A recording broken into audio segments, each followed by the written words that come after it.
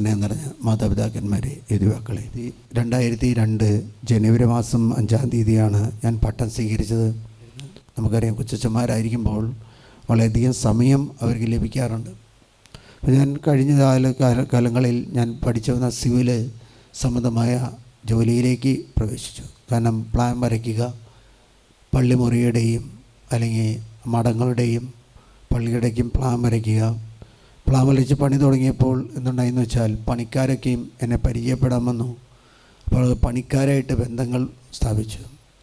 പണിക്കാരായിട്ട് ബന്ധം വന്നു കഴിഞ്ഞപ്പോൾ 2-3 കമ്പനിക്കാർ, ശങ്കർ, ACC, അതുപോലെ തന്നെ L&T, അങ്ങനെ സിമെൻറ്റുകാർ നമുക്ക് നോൺ ട്രേഡിംഗ് ഏജൻസി നൽകാൻ തുടങ്ങി. അപ്പോൾ വൈദികനായിട്ട് ശുശ്രൂഷ ചെയ്തു തുടങ്ങിയ അച്ഛൻ്റെ ജോലി എന്തായെന്ന് വെച്ചാൽ ബിൽഡിങ് പണിയുക, സിമെൻറ്റ് ഇറക്കി കൊടുക്കുക, പണിക്കാരെ കണ്ടുപിടിക്കുക, പണി നടത്തുക എന്നുള്ളതായി. 2012-13 കാലഘട്ടം വന്നപ്പോഴേക്കും ഞാൻ ചെയ്തുകൊണ്ടിരുന്ന ഏത് ജോലിയാണോ അതെനിക്ക് അലർജിയായിട്ട് മാറി.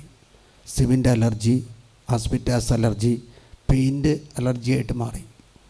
2013 മാർച്ച് മാസം 17-18 തീയതികളായപ്പോഴേക്കും ഞാൻ ശുശ്രൂഷ മേഖലയിൽ നിന്നും പിൻവാങ്ങി പ്രീസ്റ്റ് ഹോമിൽ പോയി അവിടെ വിശ്രമിക്കാൻ തുടങ്ങി. വിശ്രമിക്കുകയല്ല, ഇനി ഒരു അപ്പോയിൻമെൻറ്റ് കിട്ടണമെങ്കിൽ, ജോലി ഒരു ഇടവകയിലേക്കോ ശുശ്രൂഷയിലേക്കോ പോകണമെങ്കിൽ ശരീരത്തിൻ്റെ ഈ അസ്വസ്ഥത എന്താണെന്ന് കണ്ടുപിടിച്ച് അതിൽ നിന്നും മോചനം നേടിയാൽ മാത്രമേ നമുക്ക് ശുശ്രൂഷ ചെയ്യാൻ പറ്റുള്ളൂ. അങ്ങനെ ഇരിക്കുമ്പോൾ ഡോക്ടറിൻ്റെ അടുത്ത് പോയി. ആ ഡോക്ടർ പറഞ്ഞു, അച്ഛൻ്റെ ഇപ്പോൾ ചെയ്യുന്ന ഈ ജോലി അല്ലെങ്കിൽ സിമെൻറ്റ്, ആസ്ബെസ്റ്റാസ് അല്ലെങ്കിൽ പെയിൻറ്റ് അച്ഛന് അലർജിയാണ്.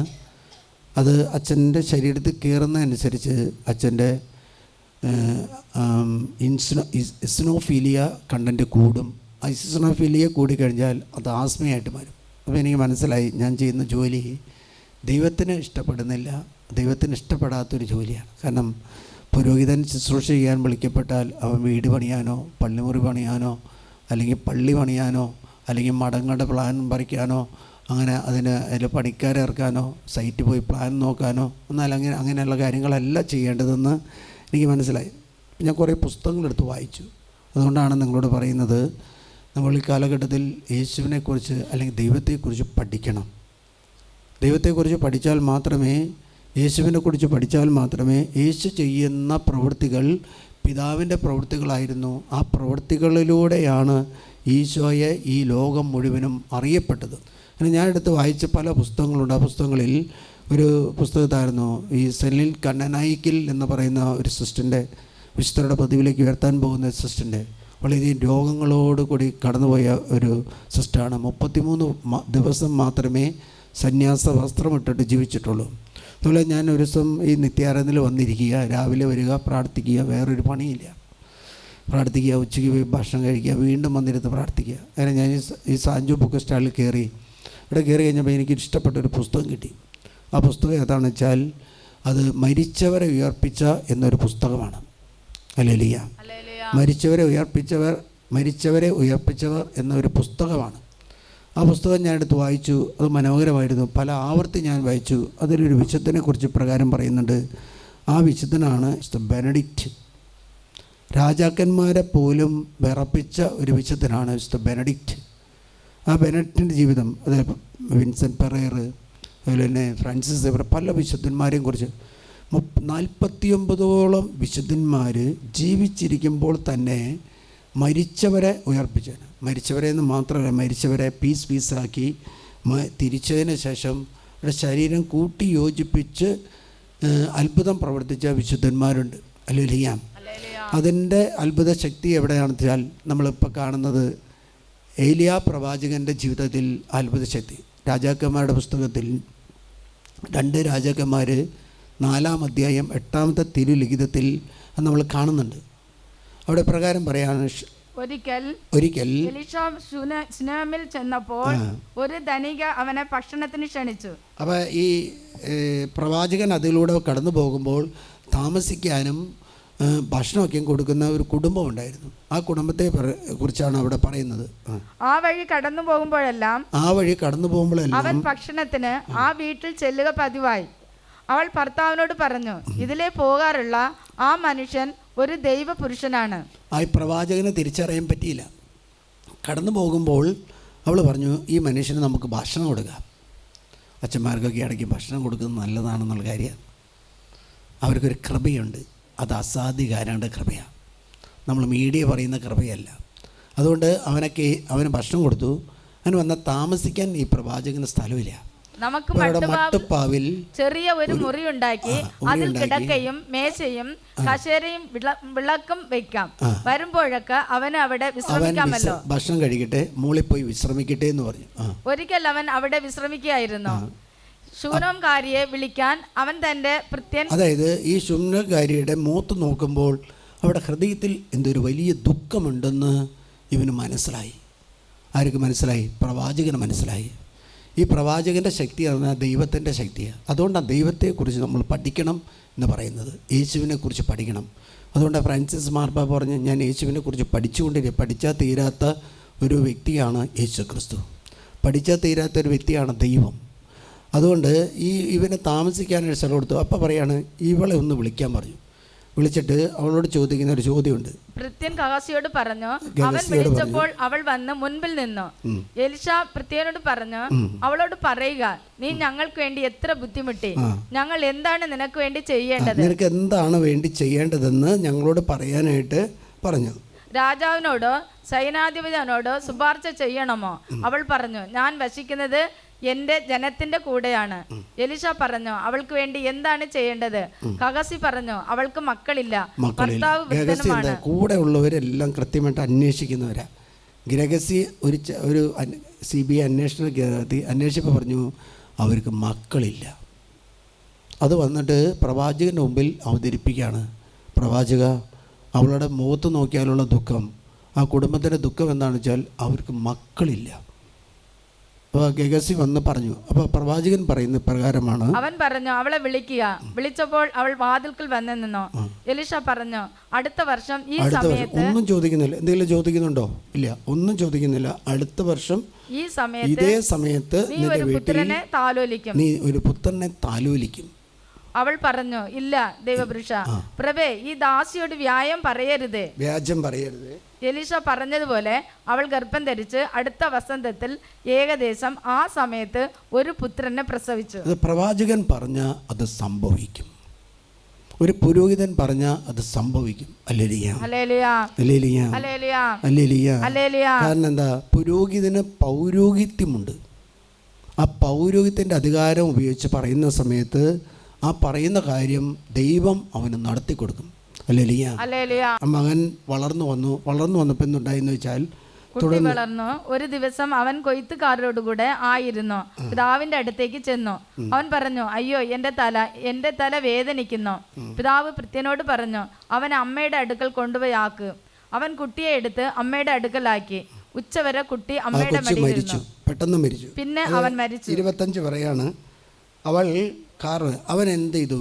ഇവൾ എന്ത് ചെയ്തെന്ന് വെച്ചാൽ, കൊച്ചിനെ മുറി കിടത്തിയിട്ട് ഇവൾ ഈ ദൈവപുരുഷൻ്റെ അല്ലെങ്കിൽ പ്രവാചകൻ്റെ ഭവനം തേടി ചെല്ലാണ്.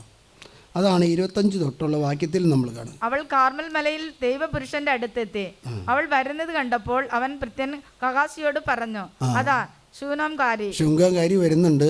ഓടിച്ചെന്ന് അവളെ സ്വീകരിച്ച് അവൾക്കും ഭർത്താവിനും കുഞ്ഞിനും സുഖം തന്നെയോ എന്ന് അന്വേഷിക്കുക. സുഖം തന്നെ, അവൾ പറഞ്ഞു. അവൾ മലയിൽ ദൈവപുരുഷന്റെ അടുത്തെത്തി അവന്റെ പാദങ്ങളിൽ പിടിച്ചു. അവളെ തള്ളി മാറ്റുന്നതിന് ഗഹാസി മുൻപോട്ട് വന്നു. എന്നാൽ ദൈവപുരുഷൻ പറഞ്ഞു, അവളെ തടയരുത്. അവൾ കഠിന ദുഃഖത്തിലാണ്. ദുഃഖമൊന്നും പറഞ്ഞിട്ടില്ല. അവൾ ഒന്ന് കാൽമ പിടിച്ചപ്പോൾ മനസ്സിലായി എന്തോ അവിടെ സംഭവിച്ചു. കർത്താവ് അത് എന്നിൽ നിന്നും മറച്ചിരിക്കുന്നു, എന്നെ അറിയിച്ചിട്ടില്ല. അപ്പോൾ അവൾ പറഞ്ഞു, പ്രഭു, ഞാൻ അങ്ങയോട് പുത്രനെ ആവശ്യപ്പെട്ടോ? ഞാൻ പുത്രനെ ആവശ്യപ്പെട്ടില്ല, നീ എനിക്ക് പുത്രനെ തന്നു. ഇപ്പൊ എന്തായി? എന്നെ വഞ്ചിക്കരുതെന്ന് ഞാൻ പറഞ്ഞതല്ലേ? അവൾ ഗഹാസിയോട് പറഞ്ഞു, അരപ്പട്ട ധരിച്ച് എന്റെ വടിയും എടുത്ത് ചെല്ലുക. ഗഹാസിനെ വിടാണ്. എന്താണ്? ഈ കൊച്ചിനെ എഴുന്നേൽപ്പിക്കാൻ വേണ്ടി വിടാണ്. അവൻ പലതും പരിശ്രമിച്ചു, കൊച്ചു എഴുന്നേറ്റില്ല. വടി കൊടുത്തു, പറഞ്ഞു. എന്നാൽ ഈ 32ാമത്തെ വാക്യത്തിൽ പറയാണ്, ഇത് കഴിഞ്ഞിട്ട് ഏലീശോ തന്നെ ആ ഭവനത്തിലെത്തുകയാണ്. അപ്പോൾ എന്താവും? 2-3 ദിവസങ്ങളൊക്കെയും കഴിഞ്ഞിട്ടുണ്ടാവും അല്ലേ? കഴിഞ്ഞിട്ടുണ്ട്. ഇപ്പോഴത്തെ കാലത്താണെങ്കിൽ നമ്മൾ പോയി ഫ്രീസർ മേടിച്ച് ഫ്രീസറിൽ വയ്ക്കും, അല്ലെങ്കിൽ ഹോസ്പിറ്റലിൽ കൊണ്ടുപോയി. ഇതൊന്നും ചെയ്തിട്ടില്ല. എലീശ ചെന്നു, ഭവനത്തിൽ ചെന്നപ്പോൾ കുട്ടി കിടക്കയിൽ മരിച്ചു കിടക്കുന്നത് കണ്ടു. അവൻ ഉള്ളിൽ കടന്ന് വാതിലടച്ചു. മുറിക്കുള്ളിൽ അവനും കുട്ടിയും മാത്രമായി. എലീശ കർത്താവിനോട് പ്രാർത്ഥിച്ചു. അനന്തരം കിടക്കയിൽ കയറി തന്റെ വായോട് വായോടും തന്റെ കണ്ണുകൾ അവന്റെ കണ്ണുകളോടും തന്റെ കൈകൾ അവന്റെ കൈകളോടും ചേർത്ത് വെച്ച് അവന്റെ മേൽ കിടന്നു.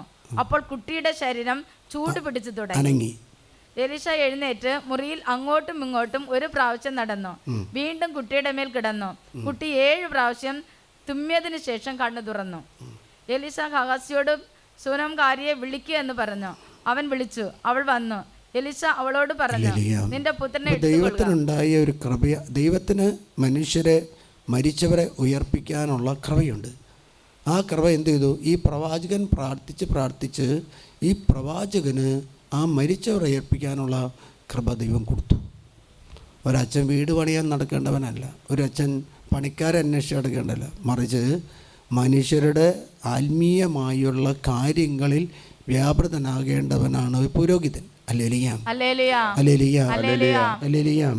ഇനി രാജാക്കന്മാരുടെ പുസ്തകം 1 രാജാക്കന്മാർ 17-ാം അധ്യായത്തിൽ നമ്മൾ പ്രകാരം കാണുന്നുണ്ട്. അവിടെ ഏലിയ പ്രവാചകൻ സഹറഫത്തിൽ എത്തുന്നു. അവിടെ പ്രകാരമാണ്. അനന്തരം അവൻ ഉച്ചത്തിൽ വിളിച്ച് പ്രാർത്ഥിച്ചു, എൻ്റെ ദൈവമേ എനിക്ക് ഇടം തന്നവന് ഈ വിധവ ഇവരുടെ മകൻ ജീവൻ എടുത്തതുകൊണ്ട് അവിടുന്ന് ഞങ്ങളെ പീഡിപ്പിക്കുകയാണോ? പിന്നീട് അവൻ ബാലൻ്റെ മേൽ 3 പ്രാവശ്യം കിടന്ന് കർത്താവിനോട് വായിക്കാമോ? 20-ാമത്തെ വാക്യം 17-20 പറയാണ്. ആദ്യം വായിച്ചത് ഏലീശ ആണെങ്കിൽ ഇപ്പോൾ വായിക്കാൻ പോകുന്നത് ഏലിയ പ്രവാചകൻ ഇതേപോലെ ഒരു കൊച്ചിൻ്റെ വിധവയുടെ മകനെ ജീവിക്കപ്പെടുന്ന സംഭവമാണ്. ദൈവമായ കർത്താവിന് മനുഷ്യ മക്കളുടെ മേൽ അധികാരമുണ്ടെന്നുള്ളത് കാര്യമാണ് ഇവിടെ ഈശോ പറയുന്നത്. ഈശോ കടന്നു വന്ന കാലഘട്ടത്തിൽ മരണത്തിൽപ്പെടുമ്പോഴും രോഗത്തിൽപ്പെടുമ്പോഴും ഈശോയെ അന്വേഷിച്ച് നടന്നു എന്ന് നമ്മൾ ചിന്തിക്കാനുള്ള കാരണം അതാണ്. ഇസ്രായേൽ ജനത്തിന് ദൈവത്തിൻ്റെ വചനം ഹൃദ്യസ്ഥമായിരുന്നു. ആദ്യത്തെ 5 ഗ്രന്ഥികൾ പഞ്ചഗ്രന്ഥികൾ അവർക്ക് മനഃപ്പാഠമായിരുന്നു. ഹല്ലേലൂയ.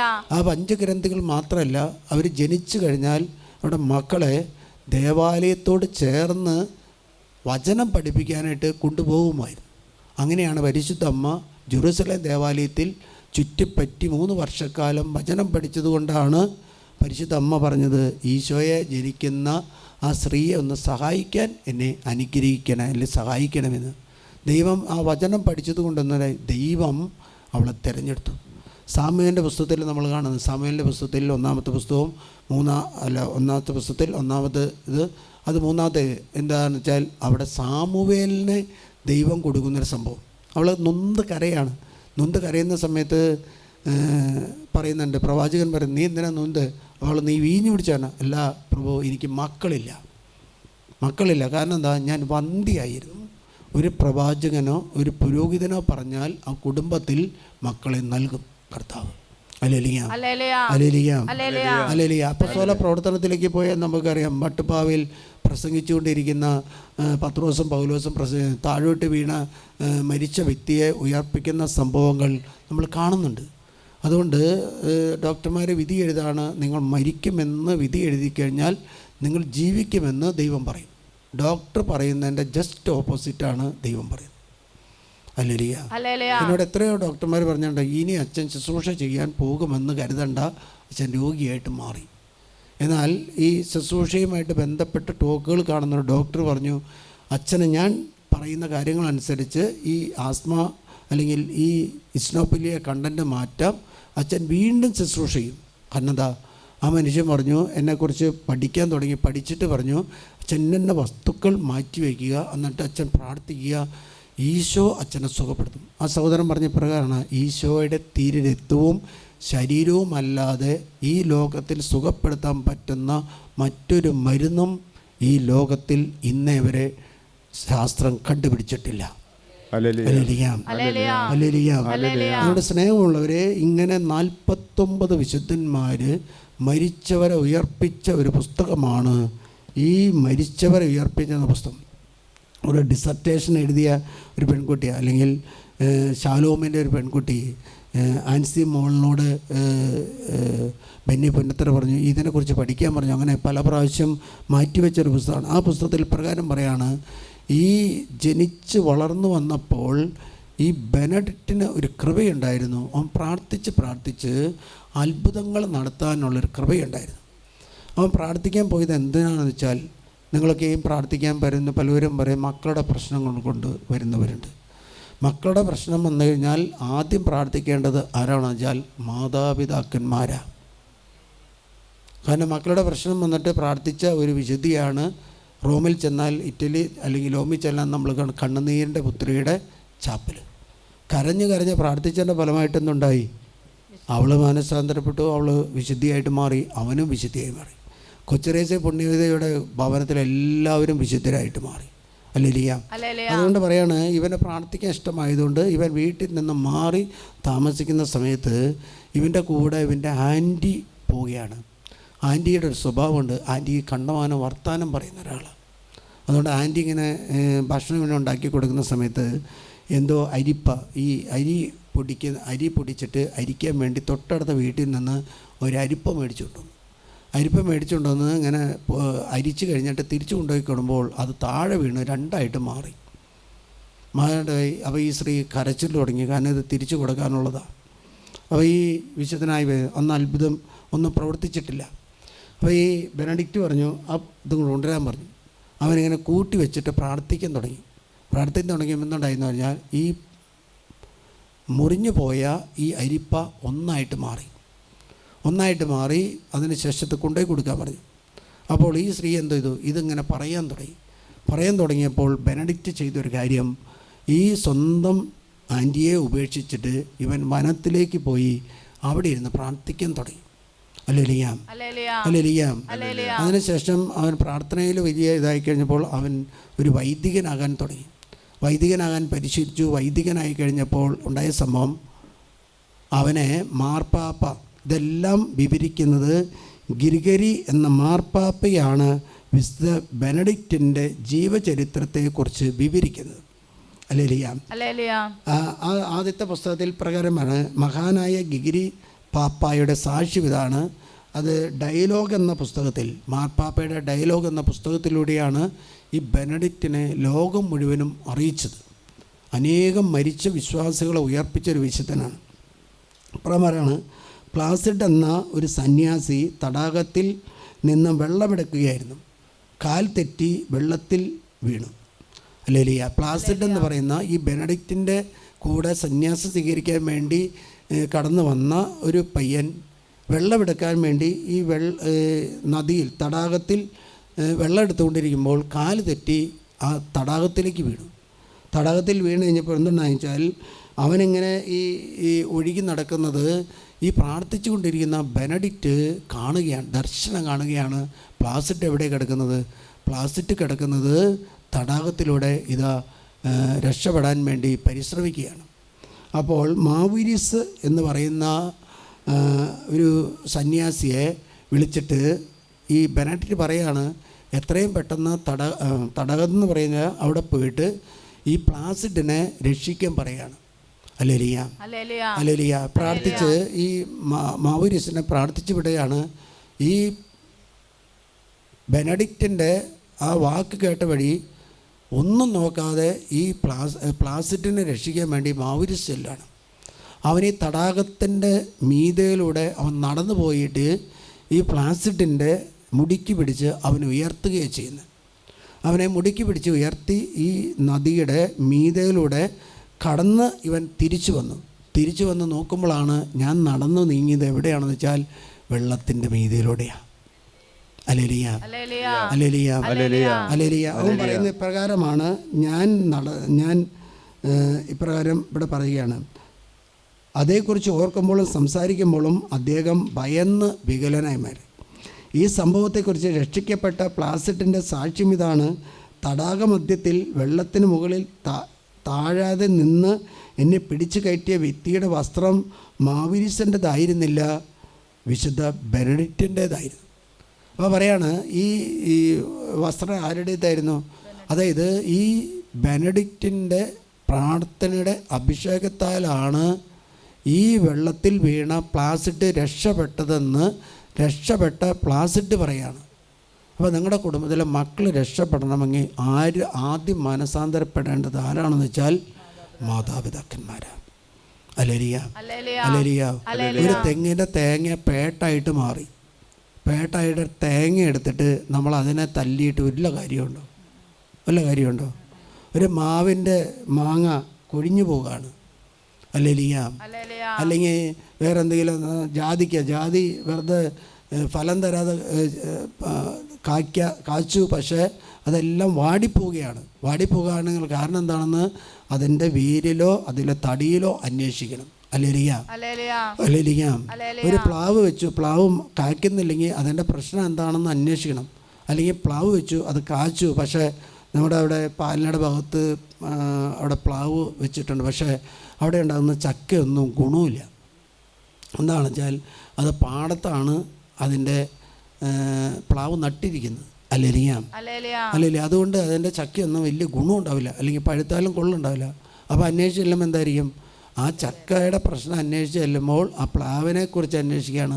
പ്ലാവിനെക്കുറിച്ച് അന്വേഷിക്കുമ്പോൾ എന്താണ്? ആ സ്ഥലത്തെക്കുറിച്ച് അന്വേഷിക്കുകയാണ്. ആ സ്ഥലത്തെക്കുറിച്ച് അന്വേഷിക്കുമ്പോഴാണ് അതൊരു പാടമായിരുന്നെന്നും ആ പാടം ഫില്ല് ചെയ്ത് അവിടെയാണ് നട്ടതെന്നും തിരിച്ചറിയുന്നത്. അപ്പോൾ ഈ പ്ലാവിൻ്റെ ചക്കയുടെ പ്രശ്നം എവിടെ എത്തി? ആ സ്ഥലത്തിൻ്റെ അടിത്തറയിലെത്തി. അല്ലേ? അതുകൊണ്ടാണ് ഇവിടെ പ്ലാസിഡ് പറയുന്നത്, ഞാൻ രക്ഷപ്പെട്ടിട്ടുണ്ടെങ്കിൽ ഈ രക്ഷപ്പെട്ടത് എങ്ങനെയാണെന്ന് വെച്ചാൽ അത് ബെനഡിക്റ്റിൻ്റെ പ്രാർത്ഥനയുടെ വിശുദ്ധിയാണ്. 654 പേജിൽ പറയാണ്, ഈ ബെനഡിക്റ്റിന് ഒരു ലൈംഗിക ആസക്തി കടന്നു വന്നു. സാത്താനാണ് ലൈംഗിക ആസക്തി മനുഷ്യർക്ക് നൽകുന്നത്.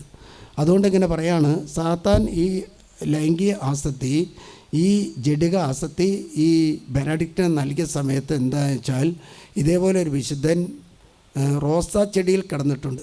ആരാണെന്ന് വെച്ചാൽ അതാരൊക്കെ?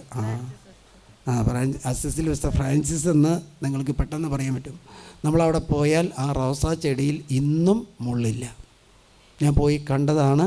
അവിടെ നിന്ന് ഫോട്ടോ എടുത്തിട്ടുണ്ട്. ഫോട്ടോ ഉണ്ട്. 2 പ്രാവുകൾ ഒരേ സമയത്ത് ഈ വിശുദ്ധൻ്റെ തോളിൽ വന്നിരിക്കുന്നു. പ്രകാരം പറയാണ്, ഈ ആസക്തി ഇങ്ങനെ കടന്നു വന്ന സമയത്ത് അതുകൊണ്ട് എന്താ ചെയ്തതെന്ന് വെച്ചാൽ, ഈ വിശുദ്ധൻ ചെയ്തത് ഞെരിഞ്ഞിലും മുൾപ്പടപ്പിലും കിടന്ന് എടുത്ത് ചാടി. ഏതിലേക്ക് ചാടി? ഞെരിഞ്ഞിലും മുൾപ്പടപ്പിലേക്ക് എടുത്ത് ചാടി. നമുക്ക് എന്തെങ്കിലും ശാരീരിക പ്രവണത വരുന്ന സമയത്ത് യൂട്യൂബ് എടുത്ത് നോക്കുകയല്ല ചെയ്യേണ്ടത്, ഫേസ്ബുക്ക് എടുത്ത് നോക്കുകയല്ല ചെയ്യേണ്ടത്, ലാപ്ടോപ്പ് എടുത്ത് നോക്കുകയല്ല ചെയ്യേണ്ടത്. നിങ്ങൾക്ക് മുള്ളിലേക്ക് ചാടാൻ പറ്റിയില്ലെങ്കിലും, ഞെരിഞ്ഞിലേക്ക് ചാടാൻ പറ്റിയില്ലെങ്കിലും, റോസാ ചെടിയിലേക്ക് ചാടാൻ പറ്റിയില്ലെങ്കിലും, ഇവിടെ വിശുദ്ധൻ ആദ്യം ചെയ്യുന്നത് അവൻ ദൈവത്തെ വിളിച്ചപേക്ഷിച്ചു. കാരണം എന്താണെന്ന് വെച്ചാൽ, എൻ്റെ കൃപ ഇത് നഷ്ടപ്പെടുത്താൻ പോവുകയാണ്. എൻ്റെ അഭിഷേകം ഇതാ സാത്താൻ എല്ലാവരുടെയും ജീവിതത്തിൽ പ്രലോഭനങ്ങളുണ്ടാവും. വൈദികരായാലും സന്യസ്തരായാലും എല്ലാവരുടെയും ജീവിതത്തിൽ സാത്താൻ ഒരാളെയും വെറുതെ വിടാനില്ല, എല്ലാവരും. അതുകൊണ്ട് പ്രകാരം പറയാണ്, അവിടെ കിടന്നിട്ട് എന്ത് ചെയ്തു? വിശുദ്ധൻ പിന്നീട് ഒരിക്കൽ പോലും വിശുദ്ധിക്കെതിരായ പ്രലോഭനത്തിൽ വിശുദ്ധൻ അലയപ്പെട്ടിട്ടില്ല. Hallelujah, hallelujah. നമുക്ക് 2 ചോയ്സ് ഉണ്ട്. ഒന്നെങ്കിൽ പിശാചിൻ്റെ വഴിയെ പോവാം, ഇല്ലെങ്കിൽ എന്തുകൊണ്ടാണെന്ന് വെച്ചാൽ ദൈവത്തിൻ്റെ വഴിയാണ്. ആദ്യം ചെയ്ത് ദൈവത്തെ വിളിച്ചപേക്ഷിച്ചിട്ട് ആത്മാവിൻ്റെ പ്രകാശം ജ്വലിച്ചു. ദൈവത്തെ വിളിച്ചവന് വലിയൊരു ശക്തി വരും. എന്നിട്ട് പറയണം, അദ്ദേഹം വസ്ത്രം മാറ്റി അടുത്ത് ഉണ്ടായിരുന്ന ഞെരിച്ചിലും മുൾപ്പടപ്പിലേക്കും എടുത്തു ചാടി അതിൽ കിടന്ന് ശരീരം മുറിഞ്ഞു. സാത്താൻ എന്നേക്കുമായി അശുദ്ധ പ്രലോഭനം ഉപേക്ഷിച്ച് പോയി. അതുകൊണ്ട് ആ കുരിശിൽ, ബെനഡിക്റ്റിൻ്റെ കുരിശിൽ പ്രകാരമാണ്, നെടുകയുള്ള ക്രോസിൽ പറയുന്ന ഇപ്രകാരമാണ്, സാത്താനെ പ്രലോഭനങ്ങളിൽ നിന്ന് എന്നെ ഒഴിവാക്കണം. Hallelujah, hallelujah. പിന്നീട് ഇത് പറയാണ്, ഒരു ദിവസം പ്രാർത്ഥിച്ചുകൊണ്ടിരിക്കുമ്പോൾ ബെനഡിക്റ്റിൻ്റെ സന്യാസ ഭവനത്തിൻ്റെ മതിൽ പണിയാണ്. ബെനഡിക്റ്റിൻ്റെ ഒരു ശിഷ്യനെ വിട്ട് ഈ മതിലിൻ്റെ അടുത്ത് പണിയുന്ന സന്യാസികളോട് പറയാൻ ചെല്ലുന്നതിന് മുമ്പ് അവൻ പണി ഒപ്പിച്ചു. എന്താണെന്ന് വെച്ചാൽ, ഒരു യുവസന്യാസിയുടെ മേത്തേക്ക് അവൻ മതിൽ മറിച്ചിട്ടിട്ട് അവൻ പോയി. ഈ യുവസന്യാസി ഇതിൽ വീണു. അവൻ മരിച്ചു. അവൻ്റെ ശരീരം ബോഡി ഒരു തുണിയിൽ പൊതിഞ്ഞ് കൊണ്ടുവന്നിട്ട് ഈ ബെനഡിക്റ്റിൻ്റെ അടുത്ത് കൊടുത്തു. ബെനഡിക്റ്റ് എന്ത് ചെയ്യുന്നു വെച്ചാൽ ആ ശരീരത്തിൽ അവൻ പ്രാർത്ഥിച്ചതിന് ശേഷം ഇങ്ങനെ പറയാണ്, സന്യാസികൾ ഉച്ചത്തിൽ നിലവിളിച്ചുകൊണ്ട് ബെനഡിക്റ്റിനെ വിവരമറിയിച്ചു. ആ യുവാവിൻ്റെ മൃതശരീരം തൻ്റെ അടുക്കൽ കൊണ്ടുവരുവാൻ ബെനഡിക്റ്റ് ആവശ്യപ്പെട്ടു. ആ മൃതശരീരം തുണിയിൽ പൊതിഞ്ഞ് മുറിയിൽ കൊണ്ടുവന്നു കിടത്തി. ബെനഡിക്റ്റ് സാഷ്ടാംഗം പ്രണയിച്ച് പ്രാർത്ഥിച്ചു. ആ യുവാവിന് ജീവൻ പ്രാപിച്ചു. ഹല്ലേലൂയ. അതുപോലെ തന്നെ ഗിരിഗിരി മാർപ്പാപ്പ പറയാണ്, ഒരു ദിവസം ഒരു കർഷകൻ അവൻ്റെ ഒരു മകൻ മരിച്ചു കഴിഞ്ഞപ്പോൾ ഈ സന്യാസിയുടെ ആശ്രമത്തിൽ കൊണ്ടുചെന്നു. സന്യാസിയുടെ ആശ്രമത്തിൽ കൊണ്ടുചെന്നപ്പോൾ എന്തുണ്ടായെന്ന് വെച്ചാൽ ആ ദിവസം സന്യാസി അവിടെ ഉണ്ടായില്ല. ഈ ബെനഡിക്റ്റ് അവിടെ ഉണ്ടായില്ല. ബെനഡിക്റ്റ് ദൂരേക്ക് പോയേക്കായിരുന്നു. അപ്പോൾ ഈ ശവശരീരം എന്ത് ചെയ്തെന്ന് വെച്ചാൽ ബെനഡിക്റ്റ് ആശ്രമത്തിൻ്റെ മുമ്പിൽ വെച്ചിട്ട് ഈ മനുഷ്യൻ ബെനഡിക്റ്റിനെ അന്വേഷിച്ച് പോയി. ബെനഡിക്റ്റിനെ അന്വേഷിച്ച് ചെന്നപ്പോൾ എന്തെന്ന് വഴിയിൽ വെച്ച് അവൻ ബെനഡിക്റ്റിനെ കണ്ടു കഴിഞ്ഞപ്പോൾ ആ ബെനഡിക്റ്റിൻ്റെ അടുത്ത് കരഞ്ഞിട്ട് പറഞ്ഞു, എൻ്റെ മോനെ തരാമെന്ന് പറഞ്ഞ് ഒച്ചപ്പാണ്ടാക്കി. ഹല്ലേലൂയ. ഒരു ദിവസം വയലിലെ ജോലികൾക്ക് ശേഷം ആശ്രമത്തേക്ക് മടക്കി വരുന്നു. വഴി വെച്ച ഒരു കർഷകൻ എൻ്റെ മകനെ തിരിച്ചു തരിക എന്ന് പറഞ്ഞ് വലിയ വേദനയോടുകൂടി വിലപിച്ചുകൊണ്ട് ഈ ബെനഡിക്റ്റിന് പിന്നാലെ വന്നു. ബെനഡിക്റ്റ് തിരിച്ചു ചോദിക്കുന്നൊരു ചോദ്യമുണ്ട്, ഞാൻ നിങ്ങളുടെ മകനെ എടുത്തിട്ടില്ലല്ലോ. എന്നായി വിശുദ്ധൻ എൻ്റെ മകൻ മരിച്ചുപോയി, വന്ന് എൻ്റെ കുഞ്ഞിനെ ജീവിപ്പിക്കുക. ഹല്ലേലൂയ. എന്താ പറയണേ? എൻ്റെ മകൻ മരിച്ചുപോയി, എൻ്റെ കുഞ്ഞിനെ ജീവിപ്പിക്കാൻ പറഞ്ഞു. അത് ശിഷ്യന്മാർ കൂടെ ഉണ്ട്. ശിഷ്യന്മാർ പറഞ്ഞു, നമുക്ക് അവൻ്റെ വീട്ടിൽ പോയി കൊച്ചിനെ സുഖപ്പെടുത്താമെന്ന് പറഞ്ഞു. ഹല്ലേലൂയ. അപ്പോൾ ഈ ബെനഡിക്റ്റ് പറഞ്ഞു, അങ്ങനെ പോകരുത്. കാരണം കർത്താവ് നമുക്ക് അതിൻ്റെ കൃപ തരാതെ നമുക്ക് ചെയ്യാൻ പറ്റില്ല. ഹല്ലേലൂയ. പക്ഷെ കർഷകൻ പറഞ്ഞു, എൻ്റെ മകൻ്റെ ജീവൻ തിരിച്ചു തരാതെ ബെനഡിക്റ്റിനെ ഞാൻ തിരിച്ചു പോകാൻ അനുവദിക്കില്ല. എന്തായി? ഒരച്ഛൻ പള്ളിമുറിയിലിരിക്കുന്ന സമയത്ത് ഒരു ബോഡി കൊണ്ടുവന്ന് വെച്ചിട്ട് പറയാണ്, എൻ്റെ മകനെ ജീവിപ്പിക്കാതെ ഞാൻ ഇവിടെ നിന്ന് തിരിച്ചു പോകില്ല എന്ന് പറഞ്ഞാൽ പള്ളിമുറിക്ക് ബാക്കിലൂടെ വഴിയുണ്ട്. ഹല്ലേലൂയ. ഞാൻ ബിൽഡിങ് പണിയുമ്പോൾ ചെയ്യാറുള്ള കാര്യമാണ്. ഫ്രണ്ടിൽ മാത്രമല്ല ബാക്കിലും വെക്കരുത്. ഇപ്പോൾ ഏതെങ്കിലും പുതിയവും കൂടി മുറി പൂട്ടിക്കഴിഞ്ഞാൽ ബാക്കിലെ ഡോറ് തുറന്ന് പുറത്തേക്ക് പോകണം. ഹല്ലേലൂയ. കാരണം ഫ്രണ്ടിലെ ഡോർ എല്ലാവരും കണ്ടിട്ടുണ്ടാവും, ബാക്കിലെ ഡോറ് കണ്ടിട്ടില്ല. അത് ആ ബാക്കിലെ ഡോറ് അത് ബെഡ്റൂമിൽ നിന്ന് ഊട്ടുമുറിയിലേക്ക് കയറി ഊട്ടുറൂമിൽ നിന്നാണ് പുറത്തേക്ക് പോകുന്നത്. ഹല്ലേലൂയ. അപ്പോൾ ഈ വിശുദ്ധൻ ചോദിക്കുകയാണ്, നീ എന്നെ വിടില്ലേ? അപ്പോൾ ഈ വിശുദ്ധൻ ചോദിക്കുക, ഇപ്പം ഗതി കിട്ടു. കാരണം എന്താ? ചെയ്യാതെ പറ്റില്ല, അസാധ്യമായിട്ടുള്ള കാര്യമാണ്. അപ്പോൾ ഈ വിശുദ്ധൻ ചോദിക്കുക, എവിടെയാണ് ബോഡി ഇരിക്കുന്നത്? അപ്പോൾ ഈ മനുഷ്യൻ പറയാം, ബോഡി നിൻ്റെ ആശ്രമത്തിൻ്റെ മുൻവശത്ത് കൊണ്ടുവന്ന് വെച്ചിട്ടുണ്ട്. അപ്പോൾ എന്തായി? എങ്ങനെയായാലും സുഖപ്പെടുത്താതെ പറ്റില്ല. ഇതാരെ പറയുന്നതെന്ന് വെച്ചാൽ ഗിരിഗിരി മാർപ്പാപ്പയാണ്. ആ മാർപ്പാപ്പ എന്ന് പറഞ്ഞാൽ യൂറോപ്യൻ രാജ്യത്തെ നവീകരിച്ച ഒരു മാർപ്പാപ്പയാണ്. ആ നവീകരണ പ്രസ്ഥാനത്തിന് മുൻപന്തിയിൽ നിന്ന ഒരു വിശുദ്ധനാണ് ബെനഡിക്റ്റ്. നിങ്ങൾ വിശുദ്ധ ബെനഡിക്റ്റിനെ കുറിച്ച് കേട്ടിട്ടുണ്ടാവും. എവിടെ വെച്ചാണെന്ന് വെച്ചാൽ ബെനഡിക്റ്റ് 16 പാപ്പ മാർപ്പാപ്പയായിട്ട് തിരഞ്ഞെടുത്തപ്പോൾ മീഡിയാസ് എല്ലാവരും സമീപിച്ച് ചോദിക്കുന്ന ഒരു ചോദ്യം എന്താണെന്ന് വെച്ചാൽ, അങ്ങ് ജോൺ പോൾ III എന്ന നാമം സ്വീകരിക്കില്ലേ? മാർപ്പാപ്പ പറഞ്ഞൊരു കാര്യം ഇതാണ്. ഈ ജർമ്മനിയിൽ നിന്ന് വന്ന ബെനഡിക്റ്റ് മാർപ്പാപ്പ പറയാണ്, ഞാൻ ബെനഡിക്റ്റ് 16 എന്ന നാമം സ്വീകരിക്കുന്നു. അതിനെന്താണ് അർത്ഥം എന്ന് വെച്ചാൽ, യൂറോപ്യൻ രാജ്യങ്ങളെ യുവതിവാക്കളുടെ വിശ്വാസത്തിലേക്ക് തിരിച്ചു കൊണ്ടുവന്ന ഒരു വിശുദ്ധൻ ആരാണെന്ന് വെച്ചാൽ അത് ബെനഡിക്റ്റാണ്. ആ വിശുദ്ധനെ പോലെ വിശ്വാസം നഷ്ടപ്പെട്ടുകൊണ്ടിരിക്കുന്ന യൂറോപ്യൻ രാജ്യങ്ങളുടെ മക്കൾക്ക് വേണ്ടി പ്രാർത്ഥിക്കാനായിട്ട് ദൈവം തിരഞ്ഞെടുത്ത ഒരു പാപ്പായാണ് ബെനഡിക്റ്റ് 16 പാപ്പ. അതുകൊണ്ടാണ് യുവതിവാക്കൾ യുകാറ്റ് എന്ന പുസ്തകം നൽകിക്കൊണ്ട് മാർപ്പാപ്പ നമ്മളോട് മൺമറിഞ്ഞത്. കാരണം യുവതിവാക്കൾക്ക് ഏറ്റവും ആവശ്യമായിട്ടുള്ള പുസ്തകമാണ് യുകാറ്റ്. ഹല്ലേലൂയ. അതാണ് ഈ ബെനഡിക്റ്റിൻ്റെ നാമധേയം സ്വീകരിക്കാനുള്ള കാരണം എന്താണെന്ന് വെച്ചാൽ, ഈ ബെനഡിക്റ്റിന് മരിച്ചവരെ ഉയർപ്പിക്കാനുള്ള വലിയൊരു ശക്തി ഉണ്ടായിരുന്നു. അല്ലേ? അതുകൊണ്ടാണ് ഞാൻ പറഞ്ഞത്, നിങ്ങൾ ദൈവത്തെക്കുറിച്ച് പഠിക്കണം, ക്രിസ്തുവിനെക്കുറിച്ച് പഠിക്കണം. അല്ലെങ്കിൽ ഈ ലോകം പറയുന്നത് പോലെയല്ല. ദൈവത്തിൻ്റെതായ വഴികളും ദൈവത്തിൻ്റെതായ ചിന്തകളുമുണ്ട്. അതുകൊണ്ട് പറയാണ്, ഇതിപ്പോൾ രക്ഷപ്പെടുത്താതെ പറ്റില്ല. മകൻ്റെ മൃതദേഹം എവിടെയാണെന്ന് അദ്ദേഹം ചോദിച്ചു. മൃതദേഹം ആശ്രമത്തിൻ്റെ വാതിക്കൽ ഉണ്ടെന്നും ബെനറ്റിനെ അവിടെ കാണാതെ വന്നതുകൊണ്ട് അന്വേഷിച്ചിറങ്ങിയതാണെന്നും കർഷകൻ പറഞ്ഞു. എല്ലാവരും ആശ്രമത്തേക്ക് പുറപ്പെട്ടു. ഓട്ടം വലുതായിരിക്കും അല്ലേ? പക്ഷെ ചങ്കിടിക്കുന്നത് ആരുടെയാണെന്ന് വെച്ചാൽ ബെനഡിക്റ്റിൻ്റെയാണ്. അവിടെ ബെനഡിക്റ്റ് മൃതദേഹത്തിൻ്റെ അടുത്ത് മുട്ടുകുത്തി നിരീക്ഷണത്തിന് ശേഷം എഴുന്നേറ്റ് നിന്നു. കരങ്ങൾ സ്വർഗത്തിലേക്ക് ഉയർത്തി പ്രാർത്ഥിച്ചു. കർത്താവേ, എൻ്റെ പാപങ്ങളിലേക്ക് അങ്ങ് നോക്കരുത്. മരിച്ചുപോയ സ്വന്തം മകനെ ജീവനോടെ തിരിച്ചു കിട്ടണമെന്ന് വിശ്വസിക്കുന്ന ഈ പിതാവിൻ്റെ വിശ്വാസത്തെ പരിഗണിച്ച് ഈ മകൻ്റെ ജീവനെ തിരിച്ചു നൽകണമേ. ഹല്ലേലൂയ. ബെനഡിക്റ്റ് പ്രാർത്ഥിച്ച് തീരുന്നതിന് മുമ്പേ മൃതദേഹം ചലിച്ചു തുടങ്ങി. കുട്ടിക്ക് അപ്പോൾ തന്നെ ജീവൻ തിരിച്ചു കിട്ടി. സ്വർഗത്തിൻ്റെ മഹത്തായ ഈ അത്ഭുതം കണ്ടു നിന്നവരെല്ലാം വലിയ സ്വരത്തിൽ ദൈവത്തെ സ്തുതിച്ചു. എങ്ങനെ പ്രാർത്ഥിക്കും? നമ്മുടെ മക്കളുടെ മക്കൾ എന്തെങ്കിലും പ്രശ്നം വന്നാൽ നമ്മളിങ്ങനെ പ്രാർത്ഥിക്കും, കർത്താവേ, എൻ്റെ പാപങ്ങളിലേക്ക് അങ്ങ് നോക്കരുതേ. ഹല്ലേലൂയ. മരിച്ചുപോയ സ്വന്തം മകനെ ജീവനോടെ തിരിച്ചു കിട്ടുമെന്ന് വിശ്വസിച്ച് പ്രാർത്ഥിക്കുന്ന ഈ മകൻ്റെ പ്രാർത്ഥന കേട്ട് ഈ മകന് തിരിച്ച് ജീവൻ നൽകണമേ. എന്തുണ്ടായെന്ന് വെച്ചാൽ ആ ജീവൻ തിരിച്ചു കിട്ടി. ഇത് ഗിരിഗിരി മാർപ്പാപ്പ ഈ വിശുദ്ധനെ കുറിച്ച് അറിയാം. അതുപോലെ തന്നെ അവിടുത്തെ രാജാവ് തോന്നിയ വഴിയിലൂടെ പോയപ്പോൾ ആ രാജാവിനോട് ചെന്ന് പറയുന്നൊരു കാര്യം ഇതിന് പറയാം, നിങ്ങൾ അനേകം തിന്മകൾക്ക് കാരണക്കാരനാണ്. ദുഷ്ടതകൾ ഇപ്പോൾ തന്നെ അവസാനിപ്പിക്കുക. നിങ്ങൾ കടൽ കടന്ന് റോമിലെത്തും. പക്ഷേ ഇനിയും 9 വർഷം കൂടിയേ നിങ്ങൾക്ക് ആയുസുള്ളൂ. 10ാം വർഷം താങ്കൾ മരിക്കും. അതിനാൽ മാനസാന്തരപ്പെടുക.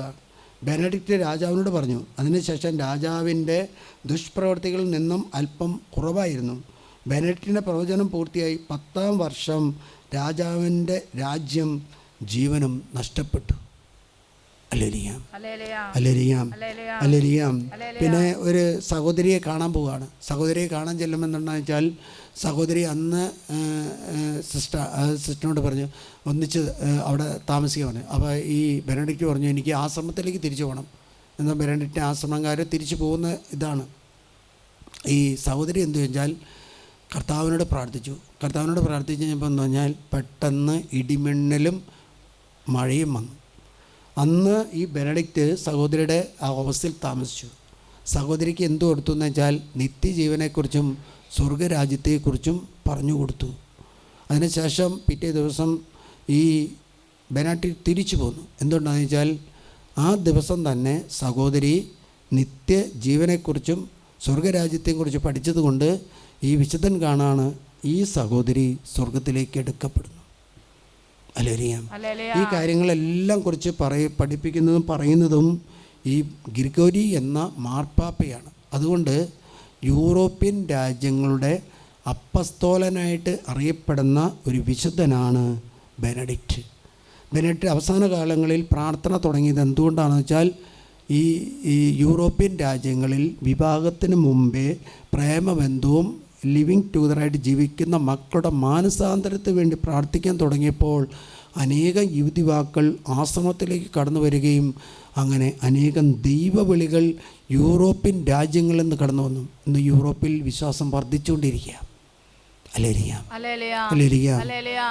സ്നേഹമുള്ളവരെ, അതിനുള്ള നിങ്ങൾക്ക് സാധിക്കുമ്പോൾ ഈ പുസ്തകം എടുത്ത് വായിക്കണം. 49 വിശുദ്ധന്മാരെക്കുറിച്ച്, മരിച്ചവരെക്കുറിച്ച് ഈ പുസ്തകത്തിൽ വിവരിക്കുന്നുണ്ട്. 49 വിശുദ്ധന്മാർ. അതിൻ്റെ കുരിശിൽ എഴുതിയിരിക്കുന്നത്, നിങ്ങൾ ബെനഡിക്റ്റിൻ കുരിശ് കാണത്തില്ല, ആ കുരിശിൽ എഴുതിയിരിക്കുന്നത് വെർട്ടിക്കൽ ഭാഗത്ത് എഴുതിയിരിക്കുന്നത് ഇപ്രകാരമാണ്: വിശുദ്ധ കുരിശ് എനിക്ക് വെളിച്ചമായിരിക്കും. ആ ഹൊറിസോണ്ടലായിട്ട് എഴുതിയിരിക്കുന്നത് സാത്താൻ എനിക്ക് വഴി കാട്ടാതിരിക്കട്ടെ. അതിൻ്റെ അവസാനത്തെ VRSNSHB അങ്ങനെ ബെനഡിക്റ്റിൻ കുരിശിൽ കിടപ്പുണ്ട്. അതിൽ സാത്താനെ നീ പിന്നിൽ പോകുക വ്യർത്ഥ ചിന്തകൾ എനിക്ക് നിർദ്ദേശിക്കാതിരിക്കട്ടെ. അതുകൊണ്ട് ബെനഡിക്റ്റിൻ കുരിശ് വെച്ച് പ്രാർത്ഥിക്കുന്നത് നല്ലതാണ്. ബെനഡിക്റ്റിനെ കുരിശ് ധരിക്കുന്നത് നല്ലതാണ്. Hallelujah, hallelujah, hallelujah, hallelujah. Hallelujah. അങ്ങനെയുള്ള വിശുദ്ധന്മാരുടെ പുസ്തകം വായിച്ചതുകൊണ്ടാണ് 2013 മരിക്കേണ്ട അച്ഛൻ ഇന്നും ജീവിച്ചിരിക്കുന്നത്.